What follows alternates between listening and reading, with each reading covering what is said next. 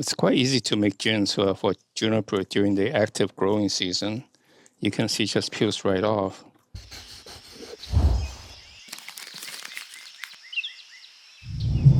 Hi, I'm Miltonchang of Bonsaiheirloom.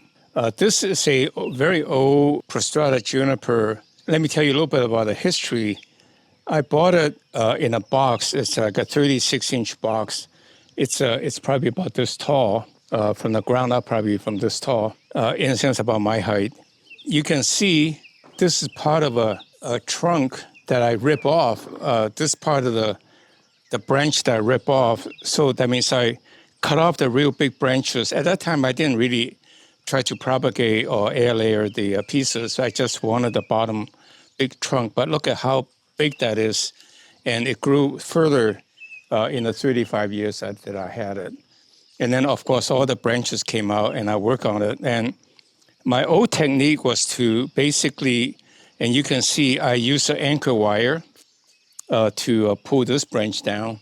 I don't know how long ago, but I was careful enough to put some rubber padding so it doesn't eat into the trunk. But you can see when I remove it, it didn't move. That means anchor wire is a very effective way to get a big branch to where you wanted it. And so I cut it way back to get the turning, but I decided that's really too slow. That slows down the growth and also takes too long to create a path. So today, my technique today is to do more like a poodling clipping so that the paths will form quickly. And then I go in to remove the branches to make it more like in nature rather than somebody poodle it. So with that in mind, then I will work on the tree, but I would not bother to repot it because what I would do is just probably put it back in the same pot because I think it fits very well, is to put the lining underneath for root cutting. And then I'll put in my standard soil mix, which is 1 part sandy loam and 1 part peat moss or coconut coir and 1 part perlite. And the tree should grow very well. Should be better than this. I used to just use garden soil and redwood compost. They're not quite as good, but still it thrives. You can see there's a lot of growth. And I really haven't repotted it or worked on it much for at least 10 years. So the trees really, if you don't gird it, you can just let it go. And then when you're ready to work on it, you got materials to work with. So get a few trees and let it grow. And then so you will have material to work with. So now I'll work on the tree again. I'll more or less use the poodling. You can see this branch is going out and there's a branch coming up. So that's the apex. And I can put these down to not distract the apex. But in the meantime, what I'll do is I really quick do the pruning so that poodling basically to start to create the paths. And one of the first thing you do about junipers is to remove all the bottom growth because you want the petal to go up. So you see, I'm just roughly shaping the paths and not worrying too much about it because I can refine it by removing it later, but I will have the outline already in place. So this is the apex. So I'll let it be, and then I'll clip off a little bit on the side. So that it will remind me that is the apex. Otherwise, I get confused and might clip off the apex. So you can clearly see that I'm trying to intend to make this the top part. So I just remove all the bottom pointing needles and then make the paths. So the path, this one should really be, going out this way probably. So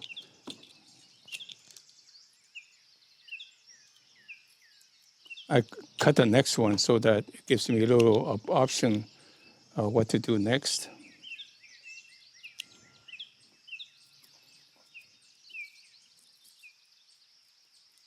So at a distance, you can see this is the pad. And this is not too good. Actually, the pad should be going this way, this one. But let it be for now, and then I can always do it the next time. And then I go down the line, pull off the bottom ones,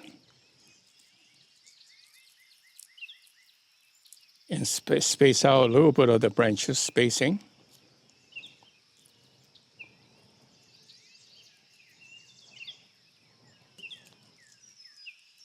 And it will fill up fairly quickly after I change the soil mix.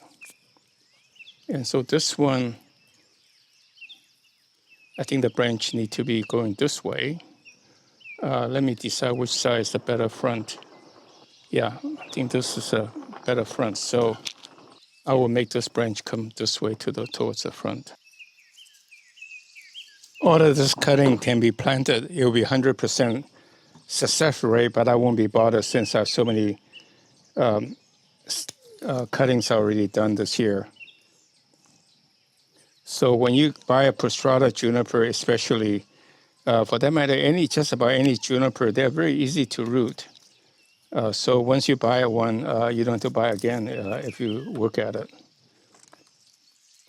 So I'm basically shortening each branch, and so when the needle comes out, it will be nice and compact.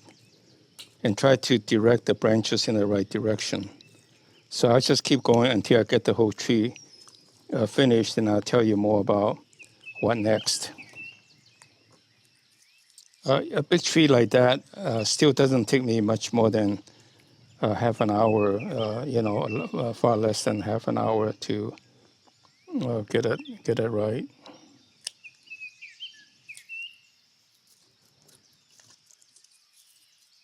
And I don't worry about the dead branch dying off in the bottom, because then they become a part of the design. I'm not worrying about too dense in the beginning at this point, because it will dense up as they grow. So I still have a tendency of cutting it back to get it to the right shape, because I'm more focused on getting the ultimate result more than what does it look now.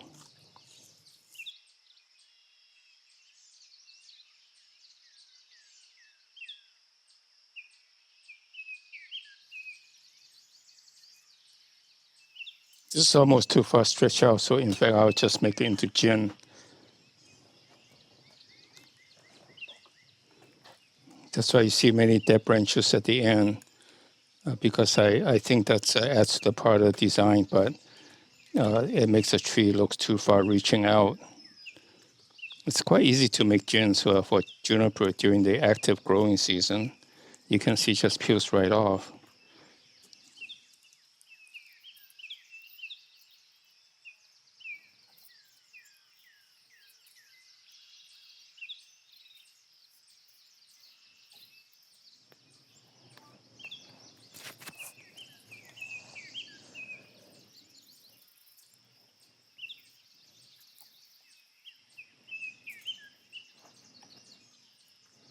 I will show you this tree, an update 6 months from now, and every 6 months, year, I think you would like to see the progress of this tree.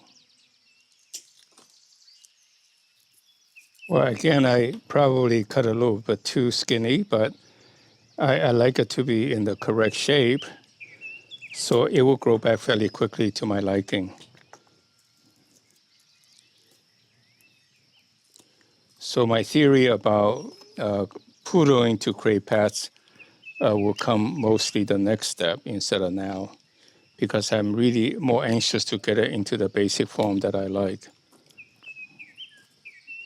So sorry again, a little too bare, but it's okay. I don't need the trunks to thicken anymore.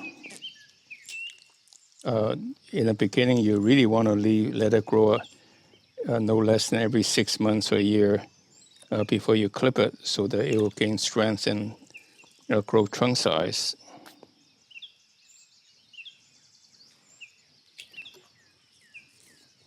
I'm almost done.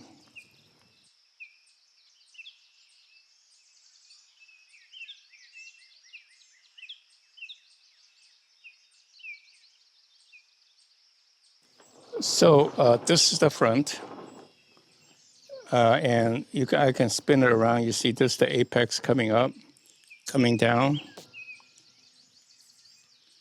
Everywhere you have the paths. and then I spin it around. Right now it's very bare, but trust me, in 6 months you'll be quite full about the amount that I started with this morning early on.